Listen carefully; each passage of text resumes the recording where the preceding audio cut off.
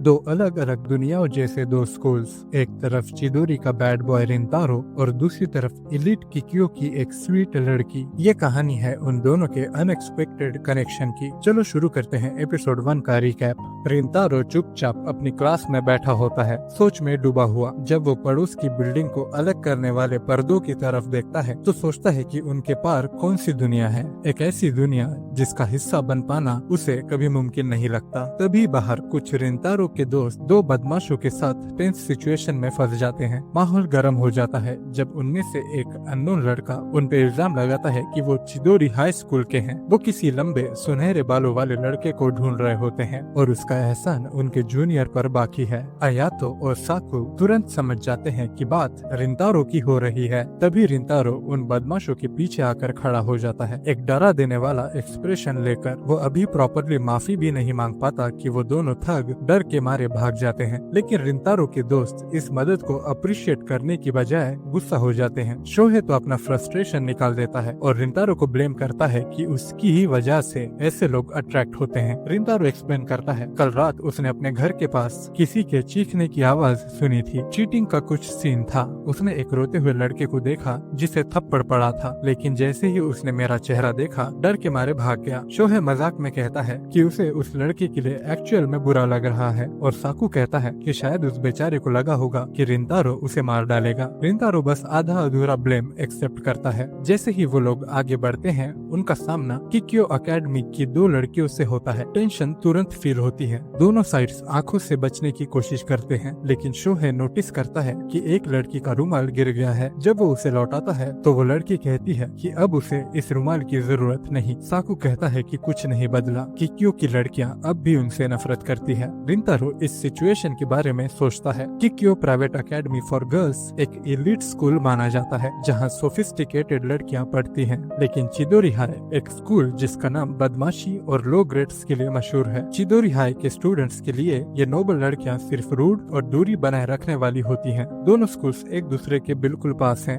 लेकिन चिदोरी के स्टूडेंट्स ने कभी किक्यो का क्लासरूम तक नहीं देखा और ग्रेजुएशन के बाद शायद कभी मिलना भी ना हो। फिर शोहे रिंतारो को कैरियोके चलने बोलता है, लेकिन वो मना कर देता है। उसकी मॉम ने टेक्स्ट भेजा होता है कि घर के केक शॉप में मदद चाहिए। बारिश तेज हो रही होती है। रिंतारो भाग के बेकरी पहुंचता है जहां उसकी माँ उसे डांटती है लेट आने के लिए। रिंतारो कहता है कि स्कूल दूर है और बारिश की वजह से देर हो गई, लेकिन माँ कहती है कोई बात नहीं, सिर्फ एक कस्टमर है और बारिश के कारण और कोई नहीं आएगा। रिंतारो बताता है कि उनकी फैमिली की केक शॉप है और उसे कभी कभी मदद करनी पड़ती है। उसने ये स्कूल में कभी नहीं बताया। तभी उसकी नजर एंट्रेंस के पास भीगे हुए छाते पर जाती है। उसे याद आता है कि माँ ने कहा था एक ही कस्टमर है। जब वो देखने जाता है तो देखता है एक लड़की केक में इतनी बिजी है कि सब भूल गई है। उन दोनों की नजर एक दूसरे से मिलती है और लड़की चौंक कर जाती है। रिंतारो तुरंत उसके लिए पानी लाता है। थोड़ा ऑकवर्ड मोमेंट होता है, लेकिन लड़की माफी मांगती है और रिंतारो जेंटल तरीके से रिप्लाई करता है। वो अंदर से हैरान होता है कि वो लड़की कितना केक खा सकती है।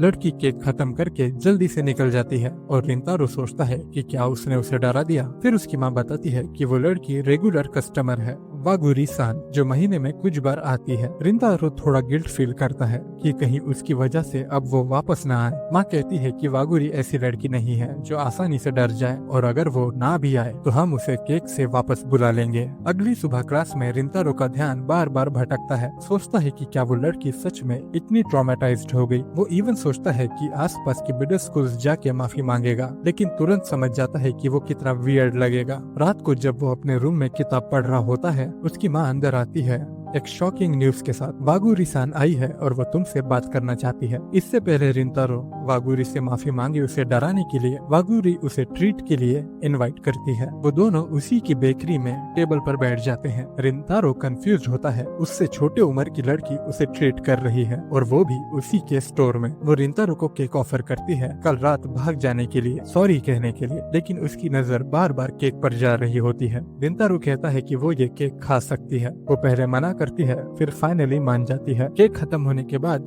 वो उससे उसका नाम पूछती है और खुद का इंट्रोडक्शन देती है काओरुको वागुरी। रिंतारो कहता है मेरा नाम है रिंतारो सुमोगी, लेकिन वो सोचता है ऐसी लड़की मेरा नाम क्यों जानना चाहती है। वो धीरे से कहती है। अब उसे फाइनली उसका नाम पता चल गया। जब रिंतारो पूछता है इसका मतलब क्या है तो वागुरी थोड़ा शर्मा जाती है और कहती है कि उसने उसे पहले बेकरी में देखा है। ये उनकी पहली मुलाकात नहीं थी। उसने कभी रिंतारो से डर महसूस नहीं किया, न पहले न अब। कल रात को वो सिर्फ इसलिए भाग गई थी क्योंकि पहली बार किसी लड़के ने उसे उस नजर से देखा था और उसका दिल जोर जोर से धड़कने लगा था। रिंतारो स्टन्ड हो जाता है। अक्सर लोग उसे देखकर डर जाते हैं, लेकिन वो कुछ और महसूस कर रही थी। बातें खत्म होती है और वागुरी कहती है कि वो कुछ केक लेना चाहती है। केक लेने के बाद दोनों स्टोर के बाहर खड़े होते हैं। रिंतारो कहता है कि मैं तुम्हें ट्रेन स्टेशन तक छोड़ दूंगा, लेकिन वागुरी पोलाइटली मना कर देती है। वो कहती है कि वो अकेले जा सकती है। जाने से पहले वो पलटती है और कहती है कि उसे कभी रिंतारो से डर नहीं लगा, एक बार भी नहीं। और फिर वो चली जाती है, लेकिन उन्हें पता भी नहीं होता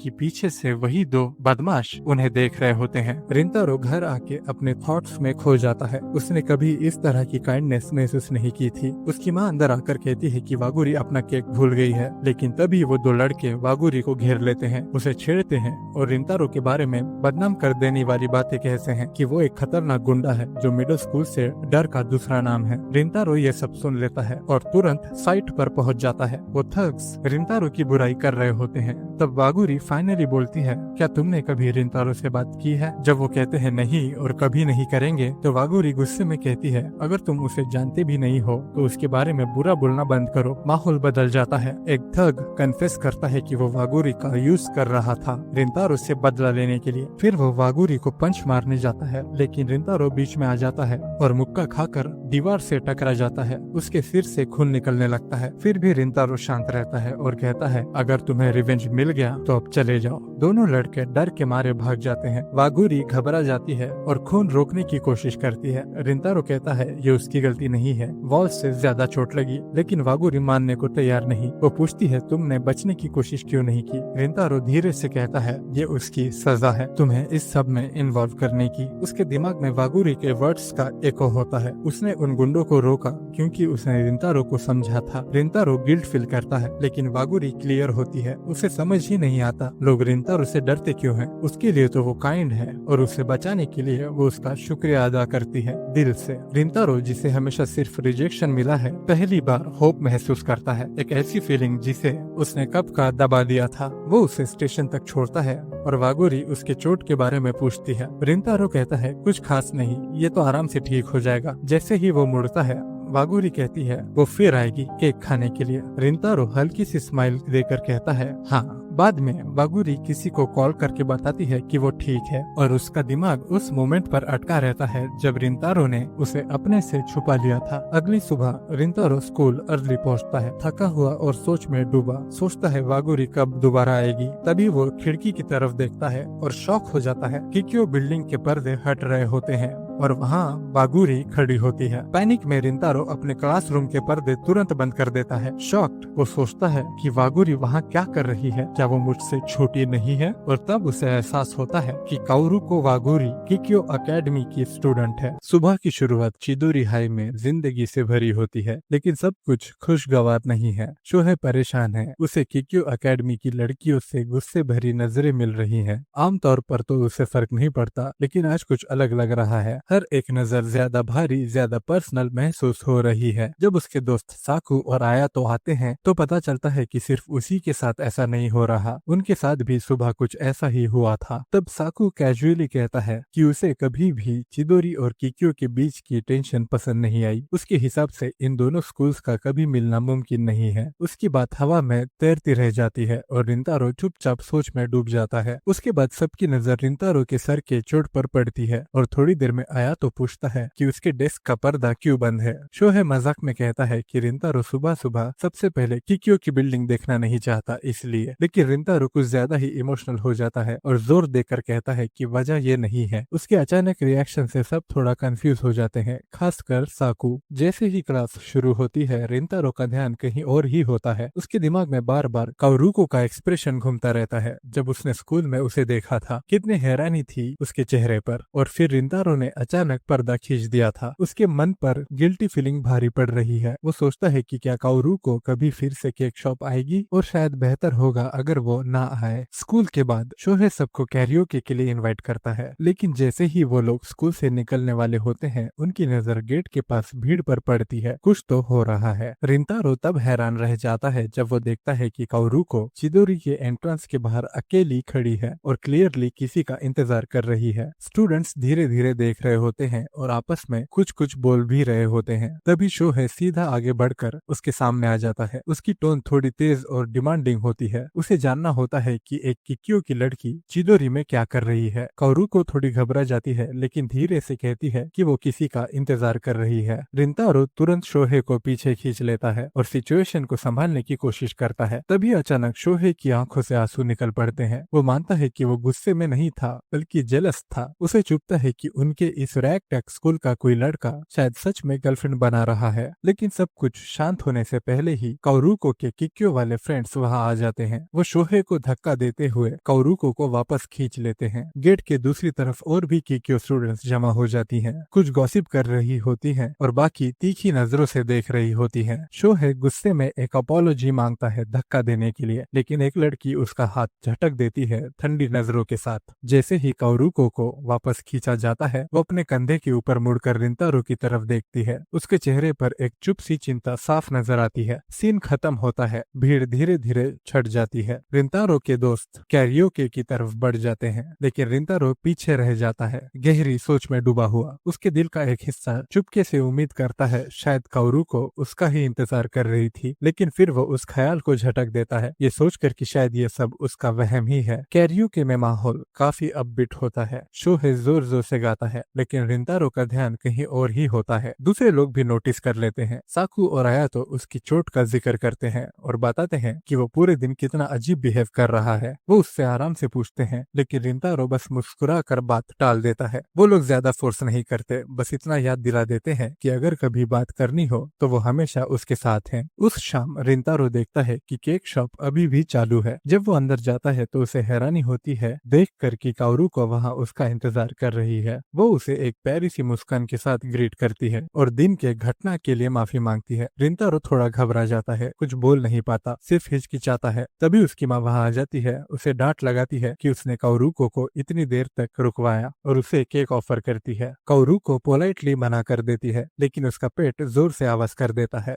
सब हंस पड़ते हैं, खासकर रिंतारो की मॉम। शर्म से लाल होकर काओरुको आखिरकार मान जाती है और रिंतारो के साथ केक शेयर करने के लिए तैयार हो जाती है। जब काओरुको केक खा रही होती है, रिंतारो चुपचाप उसे देखता रहता है। तो बहुत शांत और खुश लगती है। जब वो शोहे के बारे में पूछती है तो रिंतारो उसे यकीन दिलाता है कि सब ठीक है। फिर थोड़ा झिझक कर वो पूछता है असल में वो चिदोरी क्यों आई थी। काओरुको ईमानदारी से जवाब देती है वो उससे मिलने ही चिदोरी आई थी। वो फिर से माफी मांगने लगती है, लेकिन रिंतारो अचानक कह देता है कि उसका आना उसे खुशी दे गया। ये बोलने के बाद वो शर्मा जाता है और बात को वापस लेने की कोशिश करता है, लेकिन काओरुको उसे रोक देती है। वो कहती है कि उसकी बात सुन के उसे भी खुशी हुई। दोनों चुपचाप बैठे रहते हैं। दोनों के चेहरे लाल पड़ चुके होते हैं और किसी को समझ नहीं आता क्या बोले। आखिर रिंतारो मान लेता है कि उसे लगा था जब काओरुको को पता चलेगा कि वो चिदोरी का स्टूडेंट है तो शायद वो केक शॉप आना बंद कर देगी, लेकिन काओरुको उसे सरप्राइज कर देती है। वो कहती है कि उसे खुशी हुई कि वो चिदोरी से है। वो ये क्यों कहती है ये नहीं बताती,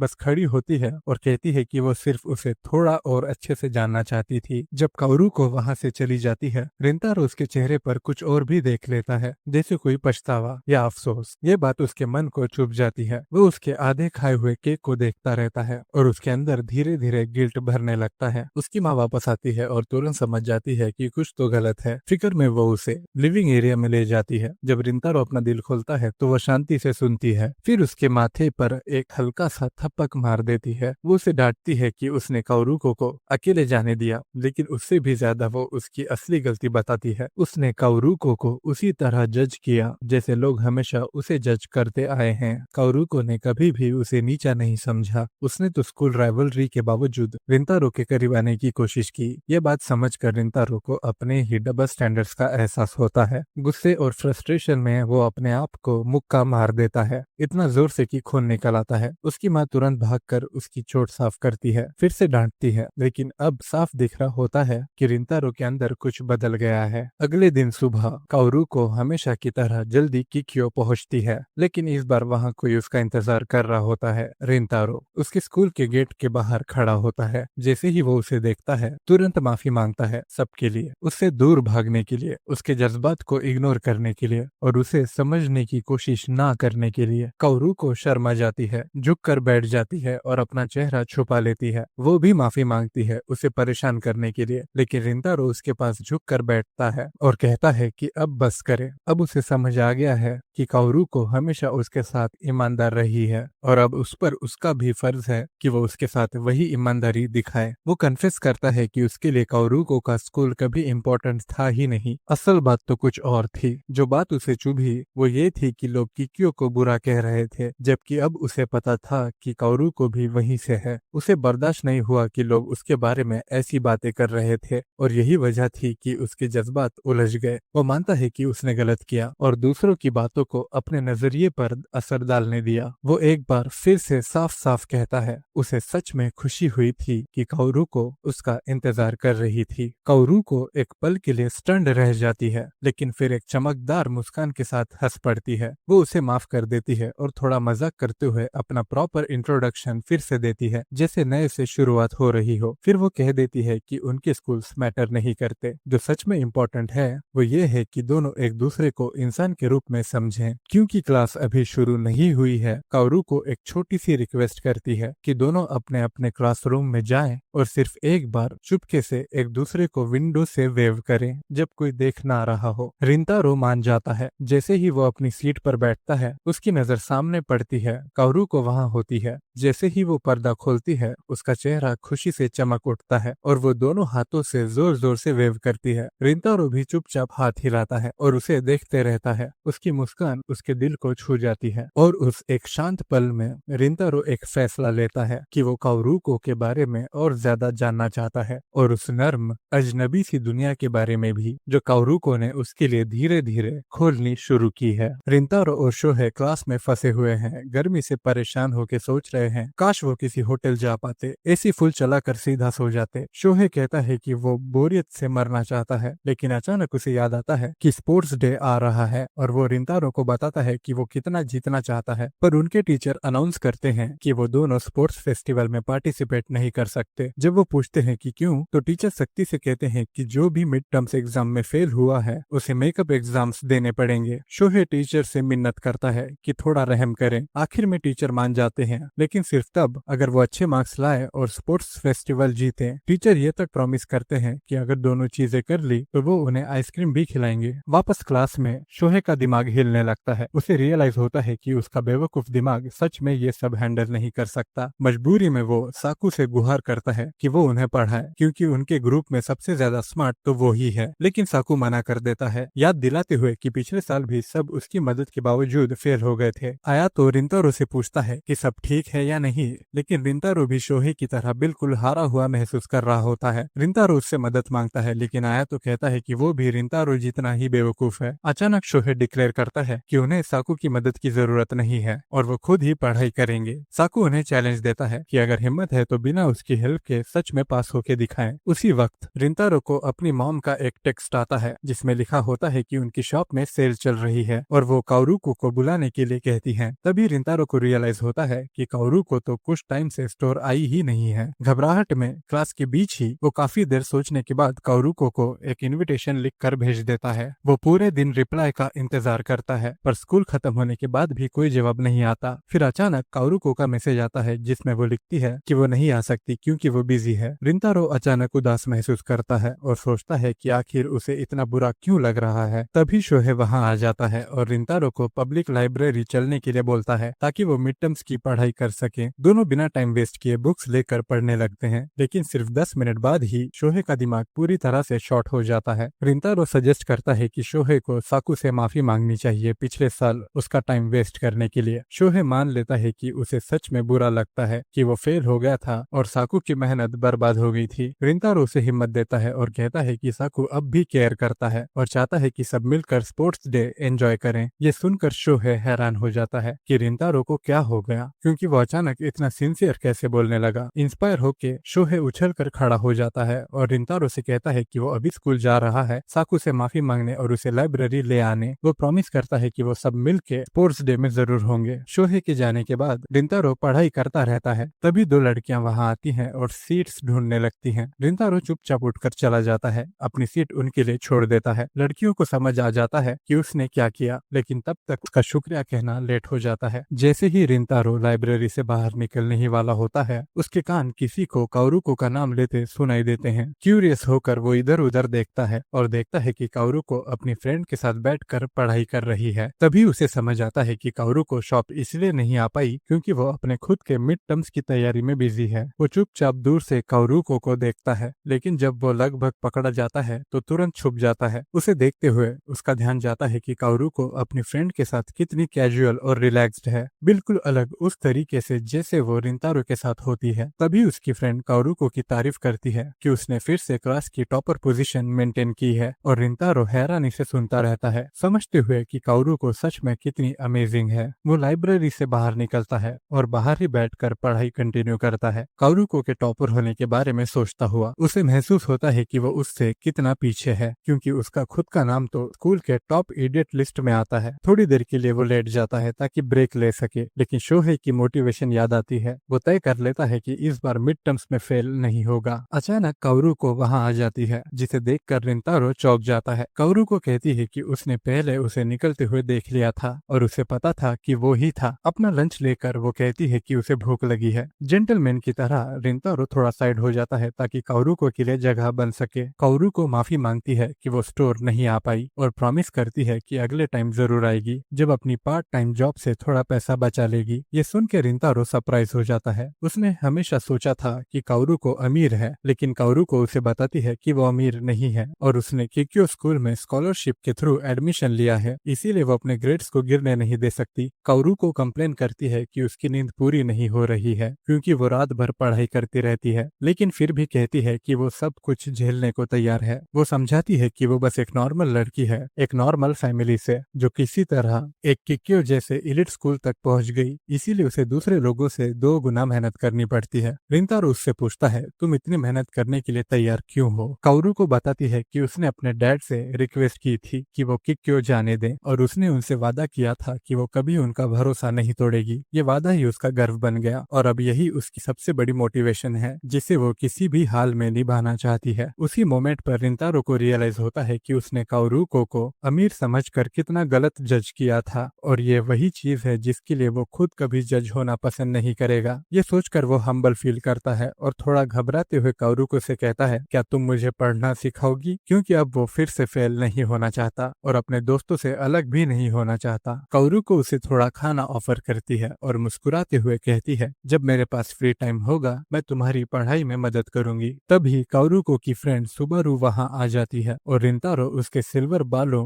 और डरावनी नजर से स्टन रह जाता है। बिना किसी हेजिटेशन के सुबारू तुरंत समझ जाती है कि रिंतारो चिदोरी का स्टूडेंट है और गुस्से में उससे बोलती है, दोबारा कभी काउरुको के आसपास भी सांस लेने की हिम्मत मत करना। काउरुको कोशिश करती है सुबारू को शांत करने की, लेकिन सिचुएशन और बिगड़ जाती है जब शोहे और बाकी लोग वहां आ जाते हैं। रिंतारो को किक्यो के स्टूडेंट्स से घिरा देखकर माहौल तुरंत टेंस हो जाता है और सुबारू गुस्से में चिदोरी के स्टूडेंट्स की बुराई करती है। यह सुनकर शोहे का गुस्सा फट पड़ता है, उसे ये बिल्कुल भी पसंद नहीं आता। शोहे उसे कन्फ्रंट करता है, लेकिन जैसे ही उसकी नजर काउरुको पर पड़ती है वो और करीब जाने लगता है। तभी रिंतारो बिना सोचे समझे उसे पीछे खींच लेता है। दूसरी तरफ सुबारू भी काउरुको को तुरंत अपनी तरफ खींच लेती है। दोनों तरफ से ये रिएक्शन इतना अचानक होता है कि कोई समझ ही नहीं पाता कि उन्होंने ऐसा क्यों किया। फिर सुबारू और भी घटिया कमेंट करती है। यह सुनकर साकू का पेशेंस टूट जाता है और वो तुरंत सुबारू को रोस्ट करना शुरू कर देता है। बिना रुके उसके पूरे खानदान की भी बेइज्जती करता है। सुबारू विजिबली हर्ट दिखाई देती है, लेकिन साकू बिल्कुल नहीं रुकता। लेकिन रिंतारो साकू को रोक देता है। वो झूठ बोलता है कि उसने काउरुको के पास सिर्फ इसलिए जाने की कोशिश की थी क्योंकि वो उस दिन उसे डरा देने के लिए माफी मांगना चाहता था। शोहे और आया तो कंफ्यूज हो जाते हैं क्योंकि असल में तो उस दिन काउरुको को शोहे ने डराया था, रिंतारो ने नहीं। फिर शोहे सच्चे दिल से काउरुको से माफी मांगता है कि उसने उसे डरा दिया था, जो सबको सरप्राइज कर देता है। काउरुको भी झुककर शोहे से माफी मांगती है कि उसकी वजह से सब लोग अनकंफर्टेबल फील कर रहे थे। सुबारू उसे रोकने की कोशिश करती है, लेकिन काउरुको इंसिस्ट करती है कि जाने से पहले वो भी रिंतारो से माफी मांगे। सुबारू गुस्से गुस्से में मना कर देती है और वहां से निकल जाती है। काओरू को आखिरी बार झुककर माफी मांगती है और फिर चुपचाप सुबारू के पीछे चली जाती है। लड़के थोड़े कन्फ्लिक्टेड फील करते हैं ये देखकर कि एक किकियो की लड़की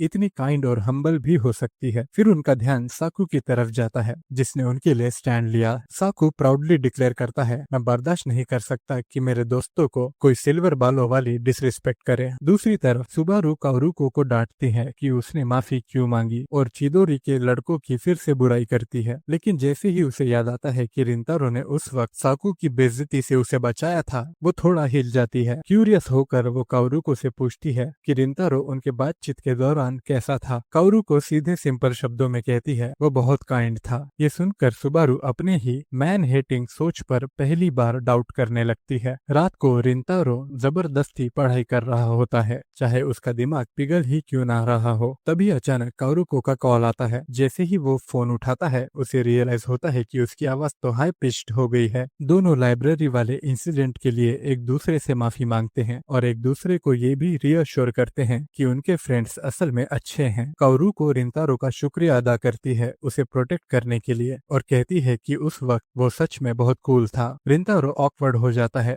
क्योंकि उसे पहली बार किसी ने ये कहा था। वो दोनों बात करते हैं कि कब मिलकर पढ़ाई करेंगे और रिंतारो नोटिस करता है कि काओरुको अभी भी उससे काफी फॉर्मल तरीके से बात कर रही है। वो उससे पूछता है कि क्या वो हमेशा इतनी फॉर्मल रहेगी। काओरुको हल्का सा हंसी में कहती है, मैं तो सिर्फ तुम्हारे शॉप की कस्टमर हूँ। ये सुनकर रिंतारो थोड़ा डिसअपॉइंटेड फील करता है क्योंकि उसने सोचा था कि अब दोनों एक दूसरे के ज्यादा करीब आ गए हैं। हिम्मत जुटाकर वो काओरुको से कहता है, तुम्हें मुझसे इतना फॉर्मल रहने की जरूरत नहीं है। थोड़ी देर की खामोशी के बाद काओरुको मान जाती है और कहती है कि अब वो उससे एक दोस्त की तरह बात करेगी। फिर दोनों कॉल एंड कर देते हैं। उसी मोमेंट में रिंतारो को महसूस होता है कि उसका चेहरा गर्म हो गया है। वो सोचता है कि काओरुको ने उसकी बात का क्या रिएक्शन दिया होगा। दूसरी तरफ काओरुको का चेहरा कानों तक मुस्कुरा रहा होता है, पूरी तरह से फ्लस्टर्ड, क्योंकि रिंतारो ने अभी अभी इतना रेस ड्रॉप कर दिया था कि वो खुद भी संभाल नहीं पाई। कुछ दिन बाद रिंतारो सुबह जल्दी उठता है, थोड़ा घबराहट और एक्साइटमेंट दोनों महसूस करते हुए। आज वो दिन है जब उसे काओरुको के साथ पढ़ाई करनी है। वो ट्रेन में चढ़ जाता है काओरुको से मिलने के लिए और कुछ लड़कियां उसकी हाइट की तारीफ करती हैं। जब वो खिड़की से बाहर देखता है तो वही जाना पहचाना नजारा दिखता है, लेकिन आज पता नहीं क्यों सब कुछ अलग लग रहा है, जैसे वो किसी नए शहर में जा रहा हो। ट्रेन से उतरते ही उसे रियलाइज होता है कि वो टाइम से पहले पहुंच गया है, लेकिन उसके सरप्राइज के लिए काओरुको पहले से ही वहां होती है। एक ब्राइट स्माइल के साथ उसका वेलकम करती है। उसे ऐसे देखकर रिंतारो चाहे ना चाहे ये महसूस करता है कि काओरुको कितनी क्यूट लग रही है। थोड़ी देर बाद वो दोनों एक कोजी कैफे में बैठ जाते हैं जहाँ काओरुको हमेशा से जाना चाहती थी। काओरुको हर बाइट को एंजॉय करती है। उसके चेहरे से क्लियरली दिख रहा होता है कि वो कितनी खुश है, जबकि रिंतारो चुपचाप उसे देखता रहता है। उसे याद आता है कि काओरुको तब सबसे ज्यादा खुश लगती है जब वो कुछ खा रही होती है। जब रिंतारो खुद एक बाइट लेता है तो उसे समझ आता है कि क्यों खाना सच में कमाल का होता है। वो अपना स्टडी सेशन शुरू करते हैं। मैथ से शुरुआत होती है। एक पॉइंट पर रिंतारो अपनी बुक में एक प्रॉब्लम दिखाने की कोशिश करता है और काओरुको उसके करीब झुक जाती है। बिना सोचे समझे काफी पास आ जाती है। ये मोमेंट दोनों को ऑफ गार्ड पकड़ लेता है और वो तुरंत पीछे हट जाते हैं, थोड़े शर्मा जाते हैं। चाहे वो जितनी भी कोशिश करे फोकस करने की, उनका ध्यान क्लियरली कहीं और होता है। इस वजह से कंसंट्रेट करना मुश्किल हो जाता है। अचानक काओरुको पूछती है कि रिंतारो इतना डिटरमाइंड क्यों है फेल ना होने के लिए। रिंतारो मानता है कि वो चाहता है अपने दोस्तों के साथ स्पोर्ट्स फेस्टिवल एंजॉय करना। काओरुको फिर थोड़ा मजाक में पूछती है, क्या तुम अपने दोस्तों से प्यार करते हो, जो रिंतारो को एकदम ऑफ गार्ड पकड़ लेता है। थोड़ी देर सोचने के बाद वो कहता है कि हाँ, उसे वाकई में अपने दोस्तों की परवाह है। काओरुको उससे कनेक्ट करने के लिए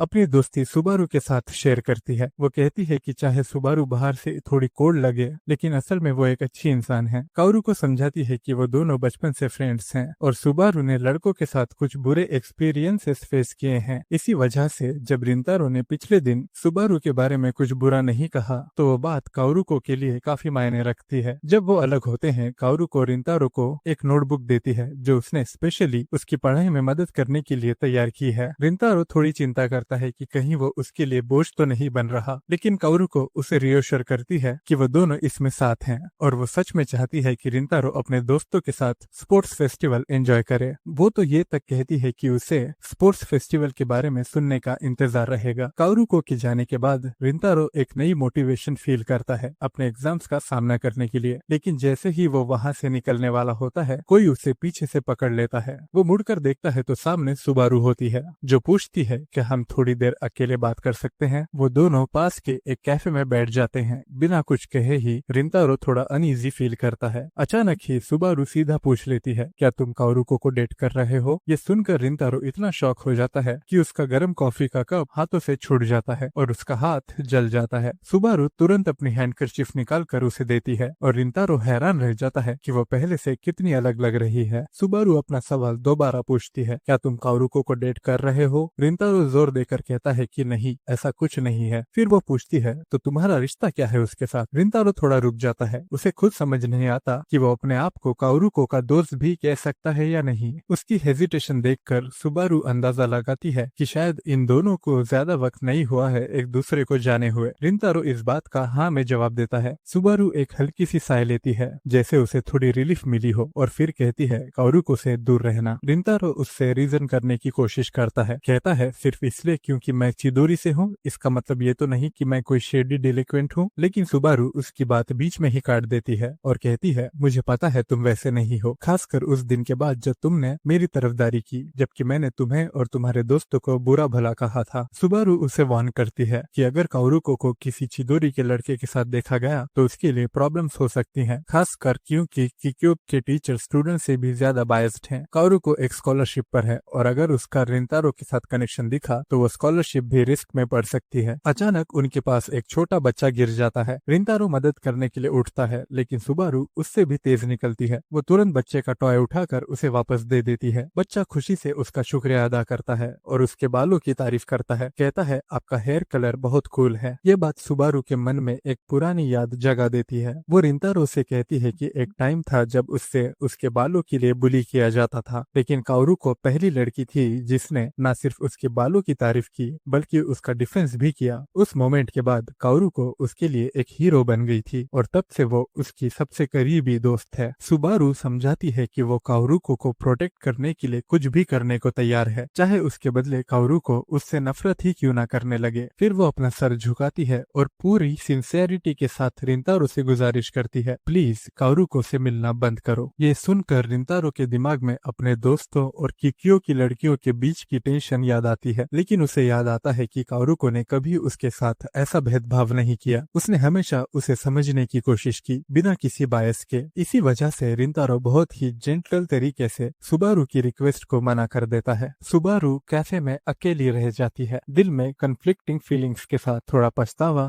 थोड़ी बेचैनी और थोड़ा बेवकूफी का एहसास होता है, क्योंकि रिंतारो के साथ उसने काओरुको को पहली बार इतना खुलकर इतनी रोशनी से मुस्कुराते हुए देखा था। ट्रेन से घर लौटते वक्त रिंतारो के दिमाग में सुबारू की बातें घूमती रहती हैं। वो इम्प्रेस्ड होता है कि कैसे कोई इतनी गहराई से किसी और के लिए केयर कर सकता है। ये सोचकर उसके मन में एक सवाल उठता है, क्या उसने कभी किसी के लिए इतना महसूस किया है? तभी दो लड़कियां ट्रेन में चढ़ती हैं और सीट्स ढूंढने लगती हैं। रिंतारो तुरंत खड़ा हो जाता है उन्हें अपनी सीट देने के लिए। लड़कियां उसे पहचान जाती हैं और उसका शुक्रिया अदा करती हैं, याद दिलाते हुए कि उसने पहले भी लाइब्रेरी में उनके लिए अपनी सीट छोड़ दी थी। उनका ग्रेटिट्यूड देखकर रिंतारो थोड़ा हैरान हो जाता है, क्योंकि अक्सर लोग उसे थोड़ा इंटिमिडेटिंग समझते हैं, लेकिन ये मोमेंट उसे काओरुको की याद दिलाता है, कैसे वो भी हमेशा छोटी छोटी बातों के लिए उसका शुक्रिया अदा करती है। धीरे धीरे उसे समझ आने लगता है कि काओरुको जैसी इंसान ने कैसे सुबारू की जिंदगी में रोशनी लाई होगी। अगले दिन स्कूल में टीचर एग्जाम रिजल्ट्स अनाउंस करते हैं। क्लास का माहौल काफी टेंस होता है, लेकिन सबको शॉक करते हुए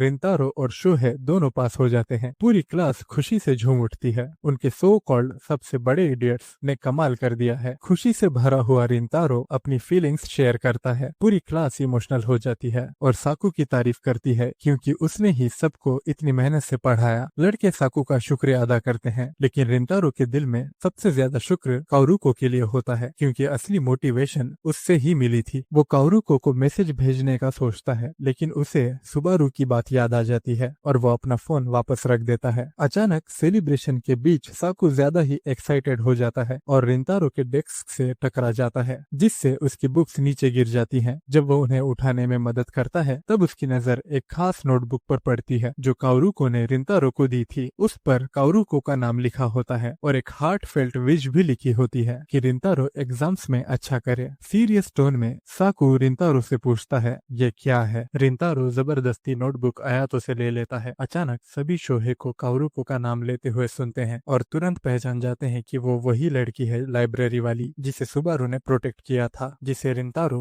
इत्तेफाक से मिला था। लेकिन अब ये किसी इत्तेफाक जैसा नहीं लगता। साकू रिंतारो से सवाल करना शुरू करता है, पूछता है कि उसने कुछ बताया क्यों नहीं। धीरे धीरे उसे समझ आने लगता है कि रिंतारो इतने दिनों से अजीब क्यों बिहेव कर रहा था, इवन किक्यो गर्ल्स को डिफेंड क्यों कर रहा था। एक पॉइंट पर साकू दोबारा दबाव बनाता है, पूछता है कि उसने अपने दोस्तों से सब कुछ छुपाया क्यों। रिंतारो ठंडे लहजे में कहता है कि वो बस इस बारे में बात नहीं करना चाहता। साकू और पूछने की कोशिश करता है लेकिन तभी उनके टीचर बीच में आ जाते हैं। वो सोचते हैं कि दोनों लड़ रहे हैं और उन्हें क्लास शुरू करने को कहते हैं। शोहे तुरंत साकू को वहां से खींच लेता है। इस बीच रिंतारो आयातो से नोटबुक छीनने के लिए माफी मांगता है लेकिन आयातो कहता है कोई बात नहीं। घर लौटकर रिंतारो को समझ आता है कि उससे कितनी बड़ी गलती हो गई है, लेकिन जब उसे याद आता है कि काओरुको ने उसकी टेस्ट में मदद की थी तो वो उसका शुक्रिया अदा करने का फैसला करता है। जब काओरुको पढ़ रही होती है रिंतारो उसे एक मैसेज भेजता है उसकी ट्यूटरिंग के लिए थैंक्स कहते हुए। काओरुको रिप्लाई करती है, उसे टेस्ट पास करने की बधाई देती है और स्पोर्ट्स फेस्टिवल में अपने दोस्तों के साथ अच्छा टाइम बिताने की बेस्ट विशेस देती है। लेकिन रिंतारो अब महसूस करता है कि ये सब शायद नहीं हो पाएगा, जो कुछ भी अभी हुआ उसकी वजह से। अगले दिन शोहे और आयातो पैनिक मोड में होते हैं। उन्हें रिंतारो और साकू के बीच बढ़ती दूरी दिखाई देती है और तब उन्हें एहसास होता है कि उनका मिलके फेस्टिवल एंजॉय करने का सपना धीरे धीरे हाथ से निकलता जा रहा है। आयातो शोहे को गिव अप ना करने के लिए मोटिवेट करता है तो शोहे दोनों को बेसबॉल प्रैक्टिस के लिए इनवाइट करता है, लेकिन जब दोनों मना कर देते हैं तो शोहे का दिल टूट जाता है और वो उदास हो जाता है। स्कूल के बाद जब साकू घर जा रहा होता है आयातो और शोहे अचानक उसके साथ चल पड़ते हैं और कहते हैं कि चलो थोड़ा बैठते हैं और बात करते हैं। साकू उन्हें टाल देता है, कहता है कि बात करने जैसा कुछ है ही नहीं, लेकिन दोनों उसके झूठ को तुरंत पकड़ लेते हैं, जानते हैं कि वो कुछ छुपा रहा है। साकू आगे बढ़ता है लेकिन आखिरकार रुककर अपना गुस्सा निकालता है। पहले तो आयातो और शोहे को लगता है कि साकू इसलिए गुस्सा है क्योंकि रिंतारो किक्यो गर्ल्स के साथ घूम रहा है, लेकिन उनके सरप्राइज की हद नहीं रहती जब साकू सच बताता है कि वो इसलिए गुस्सा है क्योंकि वो रिंतारो के करीब आना चाहता था, उसके लिए वहां होना चाहता था, लेकिन रिंतारो उसे दूर कर रहा है। शोहे एक अलग पर्सपेक्टिव देता है। वो कहता है कि रिंतारो की सबसे कूल बात यह है कि वो बिना जानबूझ के ऐसे काम करता है जो लोगों को शुक्रगुजार बना देते हैं और ये साइड सिर्फ वो लोग देख पाते हैं जो उसके करीब हैं। फिर आयातो पॉइंट आउट करता है कि इस बार रिंतारो ने अपने इमोशंस एक्चुअली एक्सप्रेस किए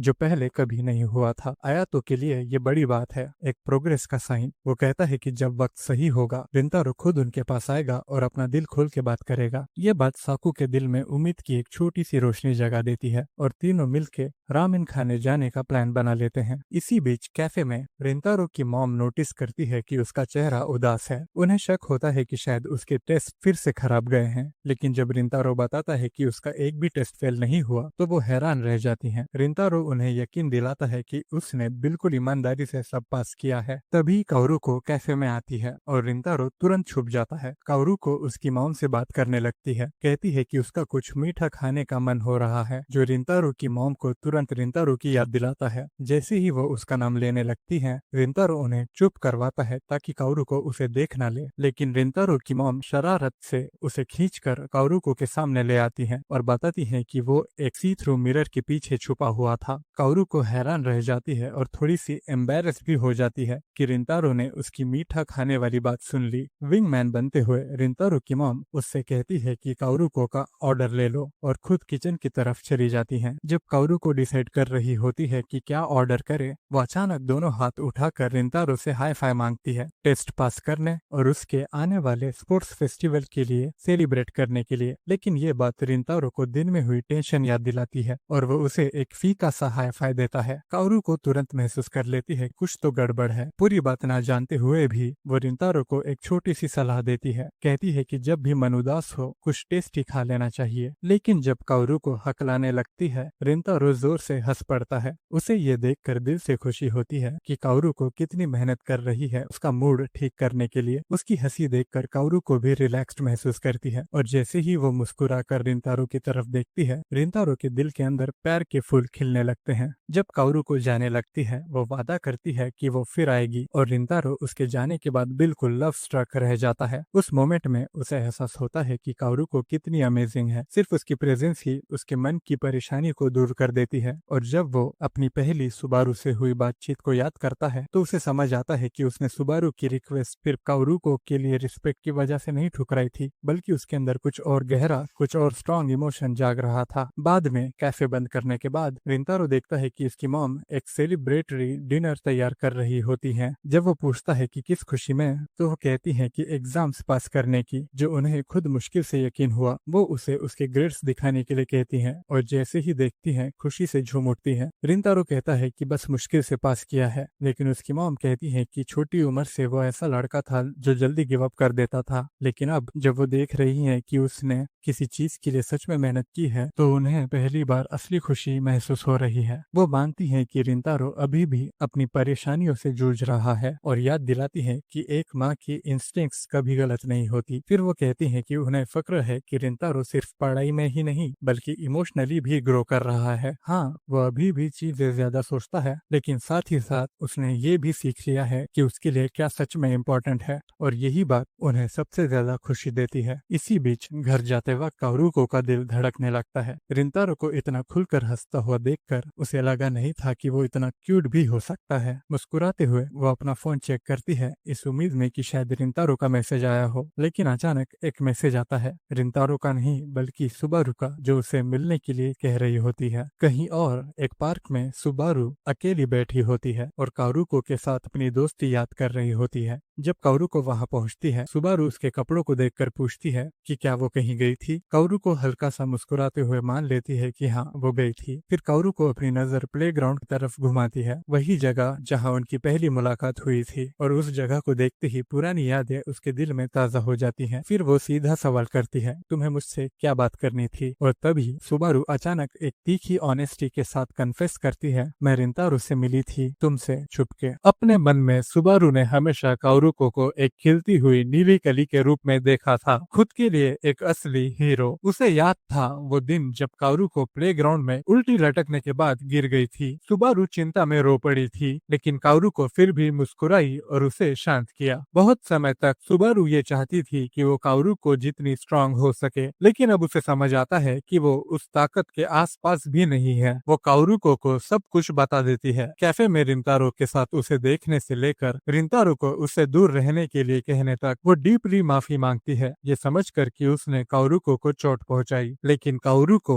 गुस्सा होने के बजाय ये मानती है कि उसने भी सुबारू को दर्द दिया है और अक्सर उसे परेशान करने के लिए माफी मांगती है। उसे इतनी परवाह करने के लिए दयालु कहती है। ये बात सुबारू के दिल को गहरी छू जाती है। वो अपने आप से पूछती है कि काओरुको उससे माफी क्यों मांग रही है, और भी बुरा ये कि वो अपने आप को सिर्फ धरती का कचरा समझने लगती है। रिंतारो का सामना करने के बाद कई दिनों तक सुबारू को ये चिंता थी कि काओरुको उससे उसकी की हुई बातों के लिए नफरत करेगी, लेकिन काओरुको को इतना खुश देखकर उसे समझ आया कि रिंतारो ने कभी काओरुको से सुबारू के उनके बीच दूरी लाने की कोशिश के बारे में नहीं बताया। फिर भी वो अपने अंदर से उस पाप भावना को मिटा नहीं पाई, इसलिए उसने सब कुछ कबूल करने का फैसला किया। लेकिन सब कुछ बताने के बाद भी काओरुको ने उससे नफरत नहीं की, और इस बात से राहत महसूस करने पर सुबारू को बहुत बुरा लगा। आंखों में आंसू भर आए जब उससे समझ आया कि लंबी हो जाने और स्ट्रांग बनने की कोशिश के बावजूद वो अब भी वही डरपोक लड़की है जो आसानी से रो देती है। अपने ही सुकून भरे आंसू में घुटते हुए उसने काओरुको से परेशान करने के लिए माफी मांगी। अंधेरे में काओरुको ने अपनी आंखें रोशनी की तरफ खोली और शांति से सुबारू को पहले की तरह खेलने को बुलाया। उसने मंकी बार से शुरू किया, सुबारू को भी साथ आने का ऑफर दिया। जब सुबारू शांत हो गई तब काओरुको ने बताया कि जिस दिन वो अपने मुंह के बल गिर गई थी उस दिन बहुत ही खौफनाक दर्द हुआ था, लेकिन वो रोई नहीं। क्यों? क्योंकि जब वो उठी उसने देखा कि सुबारू रो रही थी और उसे मरने के लिए मना कर रही थी, यहाँ तक कि कह रही थी कि वो उसके लिए ये दर्द भी ले लेगी। उस पल ने काओरुको को इतना हिला दिया कि वो रोना ही भूल गई। ऐसे पलों ने काओरुको को यकीन दिलाया कि सुबारू दयालु है, लेकिन सुबारू ने इस बात को मानने से इनकार कर दिया। अपने आप को एक बोझ कहा, पर काओरुको का सब्र टूट गया। उसने कहा कि उसके लिए ये देखना दर्दनाक है जब सुबारू अपने आप को नीचा दिखाती है, जबकि उसे इस बात का बिल्कुल भी शक नहीं था कि वो दयालु है। पूरी मजबूती से उसने समझाया कि उसने हमेशा सुबारू को ध्यान से देखा है और अपनी आंखों से उसकी दया देखी है। उसे गले लगाते हुए कारुको ने विनती की कि सुबारू अपने उस दयालु रूप को कभी इनकार ना करे जिसे वो जानती और प्यार करती है। ये सुनकर सुबारू और जोर से रो पड़ी। कारुको ने उसे यकीन दिलाया कि जिस दिन तक सुबारू अपने असली दयालु रूप को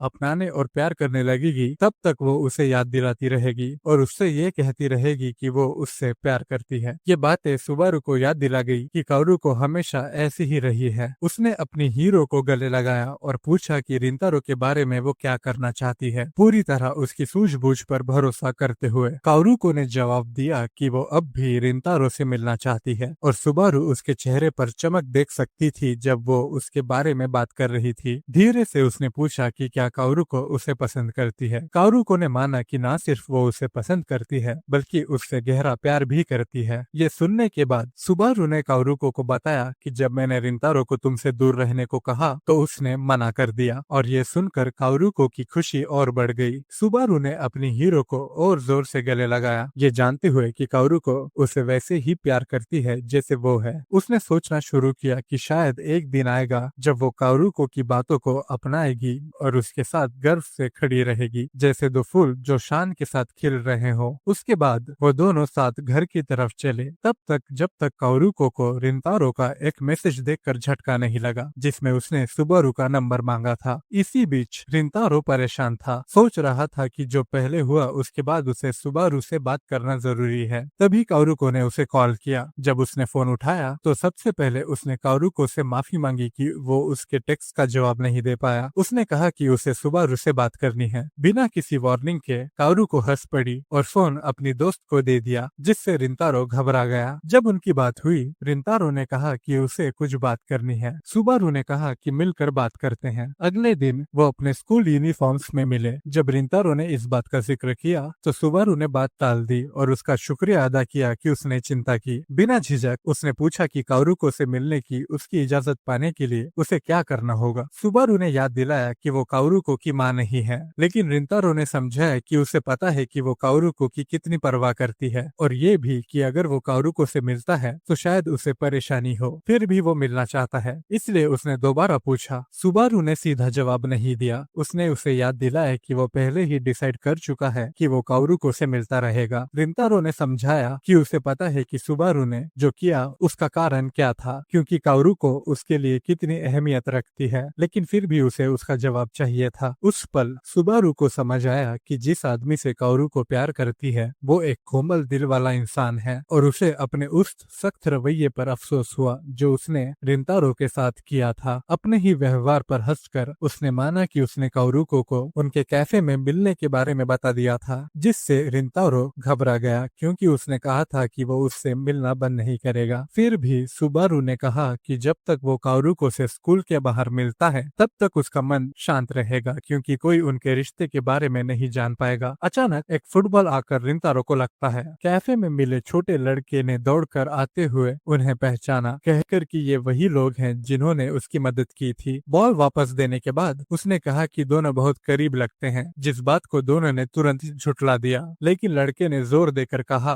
कि वो दोनों दोस्त जैसे लगते हैं। उसके जाने के बाद सुबारू ने रिंतारो से कहा कि अभी चाहे वो दोनों दोस्त ना हो, लेकिन एक दिन जब वो अपने आप से प्यार करने लगेगी तो वो उसकी दोस्त बनना चाहेगी। ये सुनकर रिंतारो हैरान रह गया। उसने उसे उनके स्कूल वाले राइवलरी की याद दिलाई और पूछा कि क्या उनकी पिछली मुलाकात के बाद उसके साथ कुछ हुआ है। सुबारू बस मुस्कुराई और कहा कि ये एक राज है। अगले दिन रिंतारो अपना फोन चेक करता है और देखता है कि ग्रुप चैट में उसके दोस्त बिल्कुल चुप हैं। उसे अचानक याद आता है वो दिन जब साकू ने कारुको के छोड़े हुए नोट के बारे में पूछा था, लेकिन उसने उसे सीधे तरीके से कह दिया था कि वो इस बारे में बात नहीं करना चाहता। अब प्रेजेंट में रिंतारो खुद को दोष देता है। फिर अचानक उसे कारुको का टेक्स्ट आता है जिसमें वो पूछती है कि उसका सुबारू के साथ मीटअप कैसा गया। दोनों टेक्सटिंग करना शुरू कर देते हैं और रिंतारो जल्दी ही अपने फ्रेंड्स के बारे में सब कुछ भूल जाता है। वो कारुको से माफी मांगता है कि उसने सुबारू से उसके पीछे जाकर मुलाकात की, लेकिन कारुको उसे रिलैक्स करने को कहती है और ये भी बताती है कि उसे एक्चुअली खुशी हुई कि उसने उसकी बेस्ट फ्रेंड से मुलाकात की। अगले दिन स्कूल के बैकयार्ड में शोहे आयातो और साकू से कहता है कि रिंतारो के साथ कुछ सीरियसली गलत हो रहा है। दोनों पूछते हैं कि उसका क्या मतलब है, तो वो रिंतारो की तरफ इशारा करता है जो बेसबॉल खेल रहा होता है, लेकिन हर कैच और हिट मिस कर देता है। शोहे समझाता है कि रिंतारो को एकेडमिक्स में ज्यादा इंटरेस्ट नहीं है, लेकिन वो स्पोर्ट्स में सरप्राइजिंगली अच्छा है, इसीलिए उसे फील्ड पर इतना क्लमजी देखना अजीब है। उसके दोस्त अग्री करते हैं, लेकिन शोहे से कहते हैं कि शायद वो ओवर थिंक कर रहा है, लेकिन शोहे मानने को तैयार नहीं होता और जोर देता है कि उनका दोस्त क्लास में भी अजीब बिहेव कर रहा था। जब उसने रिंतारो से पूछा कि क्या कुछ उसे परेशान कर रहा है, तो उसने घबराते हुए बस ये जवाब दिया कि सब ठीक है। साकू और आयातो ने बात को इग्नोर कर दिया, लेकिन शोहे उन्हें कन्विंस कर लेता है कि वो रिंतारो का पीछा करें ताकि पता चल सके उसे असल में क्या परेशानी हो रही है। जब वो छुपके से उसका पीछा कर रहे होते हैं, शोहे साकू से कहता है कि अब वो कावड़ बनना छोड़ दे और रिंतारो से जाके माफी मांग ले। आयातो ऐड करता है कि रिंतारो और साकू दोनों ही उतने ही जिद्दी हैं और शोहे भी इस बात से अग्री करता है। अपनी स्टॉकिंग जारी रखते हुए तीनों ये देखकर शॉक हो जाते हैं कि रिंतारो काओरुको और सुबारू से मिल रहा है। कैफे में रिंतारो सुबारू और काओरुको से मिलने के लिए बुलाने पर उनसे माफी मांगता है, लेकिन काओरुको तुरंत उसे अश्योर करती है कि उसे रिंतारो से मिलने पर बहुत खुशी होती है। उसकी एक्साइटमेंट सुबारू से छुप नहीं पाती, जो सोचती है कि उसकी दोस्त अपने क्रश को लेकर बहुत ही ज्यादा ऑब्वियस है। इसी बीच साइड वाले बूथ में शोहे लगभग बेहोश हो जाता है, ये देखकर कि रिंतारो लड़कियों से घिर कर बैठा है, जबकि आयातो हमेशा की तरह अनइंटरेस्टेड बस सोच रहा होता है कि उसे क्या खाना चाहिए। साकू घबरा जाता है और दोनों इडियट्स को चुप कराने की कोशिश करता है, लेकिन शोहे जोर जोर से कंप्लेन करता रहता है कि ये कितना अनफेयर है कि सारा अटेंशन रिंतारो को मिल रहा है। एक गहरी सांस लेकर साकू सोचता है कि सुबारू, जो हमेशा से चिदोरी के लड़कों से नफरत करती थी, वो इस सब के बावजूद रिंतारो के साथ वक्त क्यों बिता रही है। सुबारू रिंतारो से पूछती है कि उसने उन्हें कैफे में क्यों बुलाया। हिम्मत जुटाते हुए रिंतारो समझाता है कि वो अपने दोस्तों को अपनी नई दोस्ती के बारे में बताना चाहता है। कंफ्यूज्ड होकर सुबारू पूछती है क्यों, और रिंतारो बताता है कि उसे अपने दोस्तों से सीक्रेट्स रखना बिल्कुल पसंद नहीं। वो समझाता है कि बहुत लंबे समय तक उसका किसी के साथ कोई कनेक्शन नहीं था, सिर्फ अपने लुक्स की वजह से, लेकिन सब कुछ तब बदल गया जब उसने चिदोरी ज्वाइन किया और ऐसे दोस्त मिले जिन्होंने कभी उसका साथ नहीं छोड़ा। शुरू में उसे लगा था कि वो सब थोड़े अजीब हैं, लेकिन वक्त के साथ वो उसके लिए बहुत प्रीशियस बन गए, ऐसे दोस्त जिनके बिना वो अपनी जिंदगी इमेजिन नहीं कर सकता। पहली बार उसे महसूस हुआ कि वो भी कहीं बिलोंग करता है। बात खत्म होने के बाद रिंतारो काओरुको का शुक्रिया अदा करता है उसकी एग्जाम में मदद करने के लिए और समझाता है कि एग्जाम अच्छा होने पर उसे एहसास हुआ कि वो गिव अप नहीं करना चाहता, इसीलिए अब वो मेहनत करके अपनी दोस्ती को और ज्यादा चेरिश करना चाहता है। लेकिन रिस्क जानते हुए रिंतारो दोनों लड़कियों से माफी मांगता है, क्योंकि उसे पता है कि इससे उनकी रेपुटेशन खराब हो सकती है। उसकी रिलीफ के लिए काओरुको मुस्कुराती है और कहती है कि उसे खुशी होगी अगर वो रिंतारो के दोस्तों को जाने। सुबारू भी अग्री करती है, कहकर कि अगर काओरुको को कोई प्रॉब्लम नहीं है तो उसे भी नहीं है। ये सुनकर रिंतारो अंदर से बहुत ग्रेटफुल फील करता है, जबकि अगले बूथ में बैठे उसके दोस्त बिल्कुल चुप हो जाते हैं। उस रात रिंतारो दोनों लड़कियों को स्टेशन तक छोड़ने जाता है, तभी सुबारू अचानक पूछती है कि क्या वो जल्दी अपने दोस्तों से उनका इंट्रोडक्शन करवा सकता है, क्योंकि उसे अपनी बदतमीजी के लिए माफी मांगनी है। रिंतारो मुस्कुराता है और उसे अश्योर करता है कि वो जल्दी ही उनका इंट्रोडक्शन करवा देगा। अचानक एक गुंडों का ग्रुप रिंतारो के पास आता है। उनका लीडर कैजुअली माफी मांगता है अपने जूनियर्स के किए हुए ट्रबल के लिए। रिंतारो उन्हें पहचानता नहीं, इसीलिए वो पूछता है कि तुम लोग कौन हो। काओरू को उससे झाड़ियों की तरफ देखने को कहती है, जहाँ वो वही दो गुंडों को देखता है जिन्होंने काओरू को पर हमला किया था। सब समझ जाने पर वो कंक्लूड करता है कि उन दोनों ने अपने सीनियर से कंप्लेन की होगी और अब ये लोग उन्हें इंटिमिडेट करने के लिए आए हैं। रिंतारो सिचुएशन को शांत करने की कोशिश करता है, अपर क्लासमैन से कहता है कि उसे लड़ना नहीं है और वो वहां से निकलने की कोशिश करता है, लेकिन उसे पता चलता है कि और गुंडे उन्हें घेर रहे हैं। लीडर रिंतारो का मजाक उड़ाता है, कहता है कि उसे इतनी आसानी से जाने नहीं दे सकता, खासकर जब उसने उसके जूनियर्स के साथ पंगा लिया है। काओरू को रिंतारो के डिफेंस में बोलती है, जोर देते हुए कि वो बिना वजह कभी किसी पर अटैक नहीं करेगा, लेकिन उसकी ये बात गुंडों को और ज्यादा प्रवोक कर देती है। रिंतारो तुरंत लड़कियों को शील्ड करता है और ट्रबल मेकर से कहता है कि अगर कुछ करना है तो सिर्फ उसके साथ करो, लेकिन लीडर मना कर देता है। अपने घटिया इरादे लड़कियों की तरफ साफ दिखाता हुआ उसके बॉयज में से एक तो सुबारू के बालों को छूने लगता है, जिससे वो डर के मारे कांप जाती है। उसी वक्त शोहे वहां आ जाता है और वार्न करता है कि उसे हाथ न लगाए। रिंतारो अपने दोस्तों को देखकर शॉक हो जाता है। वो उसे कहते हैं कि लड़कियों को तुरंत लेकर निकल जाओ। रिंतारो उनकी बात मान लेता है, लेकिन जाने से पहले उनसे प्रॉमिस करता है कि वो जल्दी ही उन्हें सब कुछ बता देगा। जैसे ही रिंतारो और लड़कियां वहां से चली जाती हैं, साकू अपर क्लासमैन को इग्नोर करके सीधा उन दोनों ट्रबल मेकर्स की तरफ बढ़ता है। वो उन्हें सख्ती से वार्न करता है, जिस पर सिल्वर हेड डेलिक्वेंट गुस्से में आ जाता है और गर्व से मान लेता है कि वही दोनों थे जिन्होंने रिंतारो को चोट पहुंचाई थी। ये सुनकर आया तो अपना बैग नीचे गिरा देता है और बिल्कुल शांत तरीके से उन गुंडों की तरफ बढ़ता है। इसी बीच स्टेशन पर रिंतारो लड़कियों से माफी मांगता है, लेकिन वो उसे रियोश्योर करती हैं कि सब ठीक है। अचानक उसे आयातो का कॉल आता है, जो बताता है कि सब ठीक है और घर जा रहे हैं। वापस पार्क में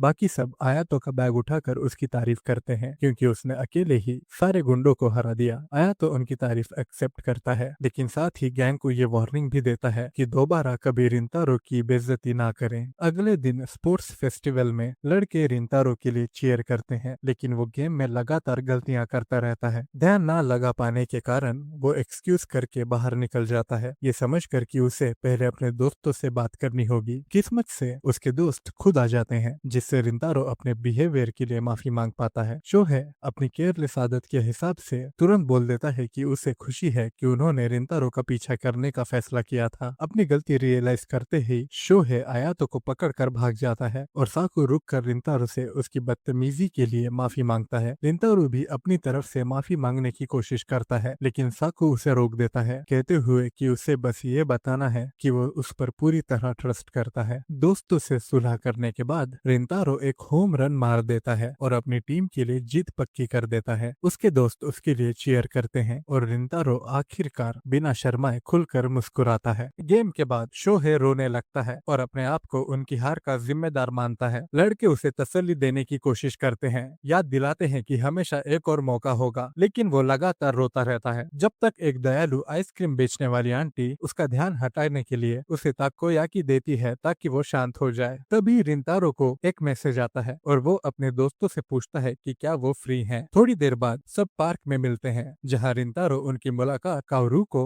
और सुबारू से करवाता है। काओरुको को थोड़ा बुरा लगता है इतना अचानक बुलाने के लिए, लेकिन लड़के उसे यकीन दिलाते हैं कि कोई प्रॉब्लम नहीं है। मूड हल्का करने के लिए शोहे बताता है कि उनका स्पोर्ट्स डे अभी खत्म हुआ है और उन्होंने सेकंड प्लेस हासिल किया। शोहे और काओरुको को इतनी नेचुरली बात करते देखकर रिंतारो मन ही मन मानता है कि ये कमाल है कि दोनों बिना किसी ऑकवर्डनेस के इतनी आराम से बात कर सकते हैं। तभी आया तो धीरे से साकू से पूछता है कि वो लोग स्कूल से इतनी दूर क्यों मिल रहे हैं। साकू समझाता है कि ये इसलिए है ताकि उन्हें किक्यो स्टूडेंट्स के साथ कोई देख ना ले। फिर काओरू को समझाती है कि वो और सुबारू उनका शुक्रिया अदा करना चाहते थे गुंडों से बचाने के लिए। आयातो और शोहे इसे बस छोटी सी बात मानकर टाल देते हैं, जबकि साकू चुप रहता है। शुक्रिया के तौर पर काओरू को उन्हें स्नैक्स का एक बैग देती है, जिससे शोहे फिर से रो पड़ता है। जज्बात में डूबकर वो ड्रामेटिकली उसे एक फरिश्ता बुलाता है और खाने के लिए बेग करता है। उसी वक्त सुबारू खड़ी होती है और मानती है कि लाइब्रेरी में उसने सिर्फ चिदोरी से होने की वजह से उन्हें गलत तरीके से टारगेट किया था। वो दिल से माफी मांगती है। शोहे उससे कहता है कि उसे तो याद भी मुश्किल से है कि उसने क्या कहा था, जो सुबारू को हैरान कर देता है। फिर वो ऐड करता है कि उसके लिए ऐसे ताने सुनना आम बात है, जिससे सुबारू की आंखों में आंसू आ जाते हैं। साकू भी धीरे से माफी मांगता है, मानता है कि उसने भी उसके साथ ज्यादा सख्ती दिखाई थी। सुबारू तुरंत कहती है कि कोई बात नहीं, लेकिन काओरू को उसे एनकरेज करती है कि वो अपना प्लान आगे बढ़ाए। इशारा समझते ही सुबारू एक महंगी मिठाइयों का बैग निकालती है, जिससे लड़के हैरान हो जाते हैं। रिंतारो तो ये तक कहता है कि ये मिठाइयाँ इतनी पॉपुलर हैं कि तुम वैसे भी इजीली खरीद नहीं सकते। सब स्नैक्स टेबल पर आने के बाद शोहे एक छोटी सी पार्टी करने का आइडिया देता है और लड़कियों को भी ज्वाइन करने को कहता है। सुबारू थोड़ा हिचकिचाती है, सोचती है कि क्या उसे सच में शामिल होना चाहिए क्योंकि वो किक्यो से है। शोहे तुरंत उसे यकीन दिलाता है कि ये बात मैटर नहीं करती और आया तो ऐड करता है कि रिंतारो पहले ही उन्हें बता चुका है कि वो और काओरू को दोनों दिल से कितनी अच्छी हैं। जब शोहे उसे एक मिठाई देते हुए कहता है कि अब और माफी नहीं होगी, तो सुबारू को तसल्ली मिलती है और वो एक्सेप्ट कर लेती है। चॉकलेट चखते ही सुबारू अपने मन में सोचती है कि बिना जाने उसने चिदोरी के बॉयज से नफरत क्यों की थी। वापस जाते वक्त शोहे कैजुअली उससे पूछता है कि उसने इतनी महंगी मिठाइयाँ कहाँ से ली। सुबारू आगे चलकर बाकी सबके साथ जुड़ जाती है, जबकि रिंतारो और काओरू को पीछे रुक जाते हैं। रिंतारो उसका शुक्रिया अदा करता है कि उसने उसकी पढ़ाई में मदद की और पूछता है कि क्या उसे बदले में कुछ चाहिए। काओरू को थोड़ी देर रुककर मानती है कि वो उसके साथ अकेले कहीं जाना चाहती है। अगले दिन रिंतारो बिल्कुल नर्वस होता है, पसीना पसीना होते हुए दुआ करता है कि उसकी डेट खराब ना हो जाए। जैसे ही वो ट्रेन से उतरता है उसे शौक लगता है देखकर कि काओरू को भी उसी ट्रेन से बाहर आ रही है। वो कोइंसिडेंस पर हंस देती है और मानती है कि वो इस दिन का इंतजार कर रही थी, जिससे रिंतारो लाल हो जाता है। दोनों एक्वेरियम जाते हैं जहाँ काओरू को बताती है कि वो काफी टाइम से यहाँ नहीं आई थी। जब रिंतारो पूछता है कि उसने ये जगह क्यों चूज की, तो वो समझाती है कि उसे उसके साथ डॉल्फिन शो देखना था, लेकिन फिर वो एक्साइटेड होकर मछलियों को ग्रीट करने,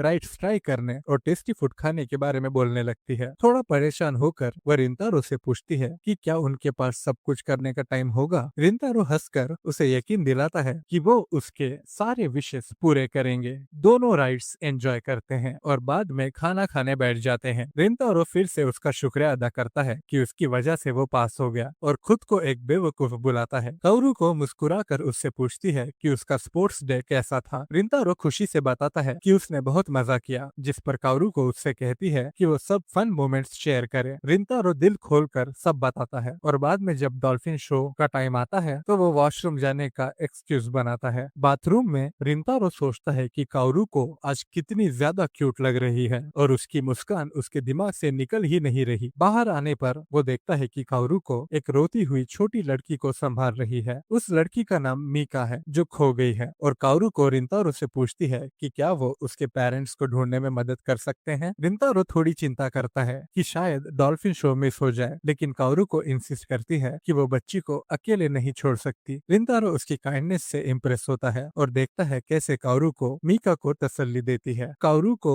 मीका की रिंतारो से मुलाकात करवाती है, लेकिन छोटी सी लड़की उसके इंटिमिडेटिंग लुक से डर जाती है जब तक रिंतारो एक जेंटल स्माइल देकर उसका डर दूर नहीं कर देता। फिर काओरू को मीका के पेरेंट्स ढूंढने चली जाती है और रिंतारो उसके साथ रुक जाता है। साथ बैठे हुए मीका उनकी डेट डिस्टर्ब करने के लिए सॉरी बोलती है, जिस पर रिंतारो शर्मा जाता है और कहता है कि ये डेट नहीं है। मीका फिर अपनी छोटी सी क्रश स्टोरी शेयर करती है, बताती है कि उसके क्लासमेट की स्माइल उसे खुश कर देती है। उसके ये वर्ड्स रिंतारो के दिल को छू जाते हैं और वो चुप हो जाता है। तभी काओरू को मीका के पेरेंट्स के साथ वापस लौट आती है। खुशी भरी रीयूनियन के बाद मीका के पापा उनका शुक्रिया अदा करते हैं। रिंतारो जवाब देता है कि उसे खुशी है कि उन्होंने ही मीका को ढूंढा। जाने से पहले मीका धीरे से रिंतारो के कान में कहती है कि वो और काओरू को एक परफेक्ट कपल बनेंगे, जिससे रिंतारो का चेहरा गहरी शर्म से लाल हो जाता है। क्योंकि दोपहर का शो खत्म हो चुका था, काओरू को घर जाने का सजेशन देती है, लेकिन रिंतारो पूछता है कि क्या वो दिन को थोड़ा और एक्सटेंड करके इवनिंग परफॉर्मेंस देखना चाहेगी। काओरू को खुशी से हाँ कह देती है और बाद में दोनों मिलकर शो एंजॉय करते हैं। शो के दौरान काओरू को कन्फेस करती है कि उसने अपना सबसे बेस्ट टाइम गुजारा और उसे इतना खुश देखकर रिंतारो को फाइनली समझ आता है कि वो अपनी असली फीलिंग्स उसके लिए अब और नजरअंदाज नहीं कर सकता। अगले दिन रिंतारो तेज बारिश के बावजूद स्कूल जाता है। जो भी उसके पास से गुजरता है तुरंत तनाव महसूस करता है और जल्दी से साइड हो जाता है, उसे चलने के लिए रास्ता दे देता है। क्लास में शोहे कंप्लेन करता है कि ह्यूमिडिटी ने उसके स्पाइकी बाल खराब कर दिए हैं और उसके सॉक्स भी बिल्कुल गीले हो गए हैं। आया तो अग्री करता है, कहता है कि उसे ये चिपचिपा मौसम बिल्कुल पसंद नहीं आ रहा और चाहता है कि रेनी सीजन जल्दी खत्म हो जाए, लेकिन साकू पॉइंट आउट करता है कि मानसून तो अभी बस शुरू ही हुआ है। शोहे फिर सोचता है कि रिंतारो कहाँ है और नोटिस करता है कि वो लेट है। तभी क्लासरूम का दरवाजा खुलता है और रिंतारो अंदर आता है, अपना सिर छत से टकराते हुए। आया तो घबराहट में उसे ग्रीट करता है, पूछता है कि वो ठीक है ना, जबकि शोहे मजाक करता है कि सुबह सुबह ब्रेन सेल्स लूज करना कितना टफ होगा। रिंतारो सबको डार्क टोन में ग्रीट करता है और तुरंत अपने दोस्तों को डरा देता है। वो कमेंट करते हैं कि उसकी आंखें आज खास तौर पर डरावनी लग रही हैं। जब रिंतारो पूछता है कि क्या ये इतना बुरा लग रहा है, तो सब हामी भरते हैं। साकू तुरंत टॉपिक चेंज करता है, पूछता है कि रिंतारो अभी तक ब्लेजर क्यों पहने हुए है, जबकि उन्हें समर यूनिफॉर्म्स पे स्विच करना था। रिंतारो अचानक अपनी गलती रियलाइज करता है। शोहे पॉइंट आउट करता है कि साकू खुद कार्डिगन पहने हुए है, जिस पर साकू रिप्लाई करता है कि क्लासरूम का एसी बहुत ठंडा है। आया तो फिर ऐड करता है कि किक्यो तो शायद ऑलरेडी अपने समर यूनिफॉर्म पे स्विच कर चुकी होंगी। और ये सुनकर रिंतारो अपनी किताबें शौक में गिरा देता है। जब वो चुपचाप अपनी किताबें उठाता है, उसके दोस्त आपस में कंफ्यूज नजरें एक्सचेंज करते हैं और धीरे से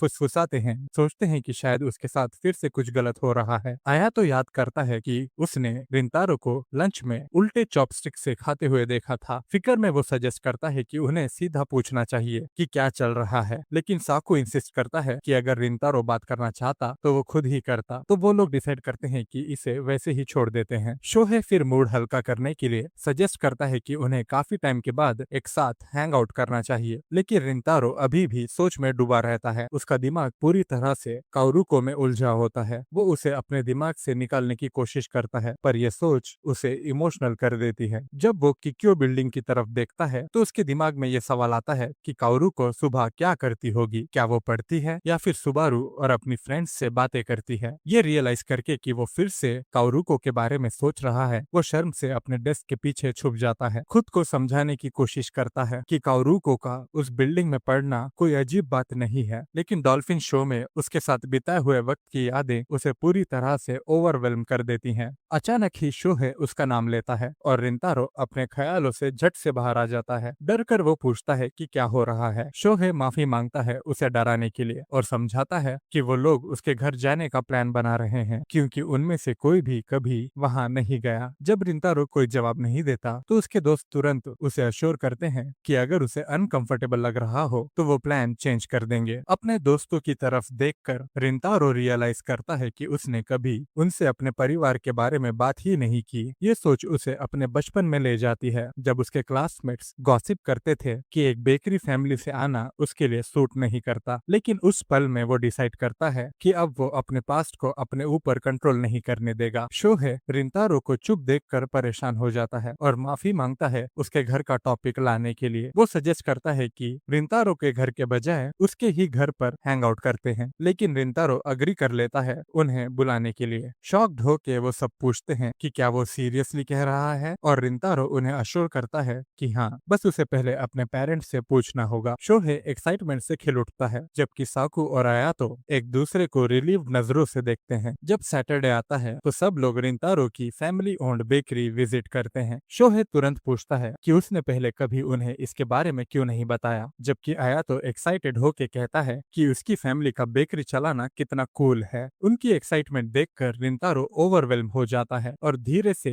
माफी मांगता है, लेकिन कोई नहीं सुनता क्योंकि सब केक्स देखने में बिजी होते हैं। ये देखकर वो सोचने लगता है कि आखिर वो इतना डरा हुआ क्यों था उन्हें बताने से। तभी उसकी माँ क्योको आती है और उन्हें प्यार से वेलकम करती है। एक एक करके उसके दोस्त पोलाइटली अपना इंट्रोडक्शन देते हैं। साकू अनअनाउंस्ड आने पर एक गिफ्ट देता है, जिसे क्योको खुशी से एक्सेप्ट करती है और बताती है कि उसने पहले ही बहुत सारा खाना प्रिपेयर कर लिया है। पीछे से देखते हुए रिंतारो नोटिस करता है कि उसकी माँ कितनी खुश लग रही है जब वो उससे कहती है कि अपने दोस्तों को घर दिखाओ। जब लड़के चले जाते हैं, क्योको वापस किचन में जाती है और अपने स्टाफ को बताती है कि आज वो थोड़ा जल्दी निकलेगी। जब स्टाफ रिमार्क करता है कि वो बहुत चीयरफुल लग रही है तो वो शेयर करती है कि उनका बेटा पहली बार अपने दोस्तों को घर लेकर आया है। इसी बीच लड़के रिंतारो का घर देखकर हैरान हो जाते हैं। शोहे आयातो और साकू को बुलाता है रिंतारो की चाइल्डहुड फोटोज देखने के लिए, और वो सब ये जानकर सरप्राइज हो जाते हैं कि रिंतारो का एक बड़ा भाई भी है। रिंतारो को अपने दोस्तों का वहां होना अजीब सा लगता है। अचानक उसकी माँ उसे बुलाती है और जब वो देखने जाता है तो काउरुको और सुबारू को देखकर बिल्कुल स्टंड रह जाता है। काउरुको दखल अंदाजी करने के लिए माफी मांगती है, जबकि रिंतारो अभी भी शौक में पूछता है कि वो यहाँ क्या कर रही है। उसकी माँ समझाती है कि वो लोग केक लेने आए थे और सुबारू भी शर्माते हुए माफी मांगती है। क्योको फिर प्यार से सजेस्ट करती है कि जब सब दोस्त ही हैं तो लंच के लिए रुक जाना चाहिए। काउरू को थोड़ा हेजिटेट करती है। रिंतारो से पूछती है कि क्या ये सच में ठीक है, लेकिन उसके जवाब देने से पहले ही शोहे उन्हें एक्साइटेडली वेलकम कर लेता है। साकू उसे डांट देता है बीच में बोलने के लिए, जिससे क्योको हंस पड़ती है। फिर वो सुबारू का शुक्रिया करती है रिंतारो के साथ अच्छा होने के लिए और कहती है कि रिलैक्स करो, जिससे सुबारू की टेंशन थोड़ी कम हो जाती है। इसी बीच काउरू को फिर से रिंतारो से माफी मांगती है, उसी मुस्कान के साथ जो उसने एक्वेरियम में दी थी, और इससे रिंतारो शर्म से पूरा लाल हो जाता है। क्योको ये सब नोटिस करती है एक नोइंग स्माइल के साथ और फिर लंच प्रिपेयर करने के लिए चली जाती है। बाद में जब लड़के क्योको की किचन में मदद कर रहे होते हैं, काउरू को अपने कपड़ों को लेकर परेशान परेशान होती है और सुबारू से पूछती है कि क्या वो क्यूट लग रही है। सुबारू मुस्कुराती है, उसके सर पर हाथ रखती है और उसे अश्योर करती है कि हाँ, वो क्यूट लग रही है। रिंतारो छुप कर उसकी तरफ एक झलक लेता है और एक्साइटमेंट में गलती से साकू को मुक्का मार देता है। जब लंच सर्व होता है, रिंतारो रियलाइज करता है कि उसकी माँ ने पूरी मेहनत लगा दी है। अपने दोस्तों को खुश देखकर वो ग्रेटफुल महसूस करता है। तभी शोहे अचानक पूछता है कि उसने अपने बाल ब्लॉन्ड कब किए थे और रिंतारो बताता है कि वो 7th ग्रेड में था। क्यूरियस होके उसके दोस्त इवन काउरू को पूछते हैं कि क्यों। थोड़ा फ्लस्टर्ड होके रिंतारो एडमिट करता है कि जब वो छोटा था तो उसे लगता था ब्लॉन्ड बाल और पियर्सिंग्स कूल लगते हैं। उसके दोस्त हंस पड़ते हैं और उसे क्यूट बोलते हैं। रिंतारो और समझाता है बचपन में उसके कोई दोस्त नहीं थे, इसलिए एक बार उसके पेरेंट्स उसे चीयर अप करने के लिए एक फॉरेन बेकरी ले गए थे। शुरू में उसको कोई इंटरेस्ट नहीं था, लेकिन जैसे ही उसने केक टेस्ट किया वो हैरान रह गया। वहाँ एक चीयरफुल शेफ को काम करते देखकर रिंतारो के दिल में वही खुशी पाने की इच्छा जागी। क्योंकि उस शेफ के ब्लॉन्ड बाल और पियर्सिंग्स थे, उसने डिसाइड किया कि वो भी उसी की तरह बनेगा। घर जाते वक्त उसने अपने पेरेंट्स से पूछा कि क्या वो भी ऐसा कर सकता है। उसके सरप्राइज के लिए उसकी माँ तुरंत अग्री कर गई, जो उसने कभी एक्सपेक्ट नहीं किया था, क्योंकि उसे हमेशा बहुत सी चीजें डिनाई की गई थी। ये सुनकर वो रो पड़ा, लेकिन अपना अपीयरेंस चेंज करने के बाद भी वो और ज्यादा लोगों से दूर हो गया। फिर भी उसे इसका कभी पछतावा नहीं हुआ। जब वो अपनी बात खत्म करता है तो टेबल एकदम साइलेंट हो जाता है और वो माफी मांगता है एटमॉस्फेयर ऑकवर्ड बनाने के लिए। शोहे फिर पूछता है कि क्या उसकी पर्सनैलिटी एलिमेंट्री स्कूल के बाद चेंज हुई है। रिंतारो कहता है कि नहीं, जिस पर शोहे कमेंट करता है कि बच्चों का तब जजमेंट बहुत ही खराब रहा होगा, क्योंकि वो तो डेफिनेटली रिंतारो का दोस्त बनना चाहता। काउरू को अग्री करती है कि शर्माते हुए पूछती है कि क्या वो उसे खाना सर्व कर सकती है। रिंतारो उसका शुक्रिया अदा करता है, बिना जाने कि क्योको ये सब सुन रही होती है। क्योको चुपचाप याद करती है जब उसने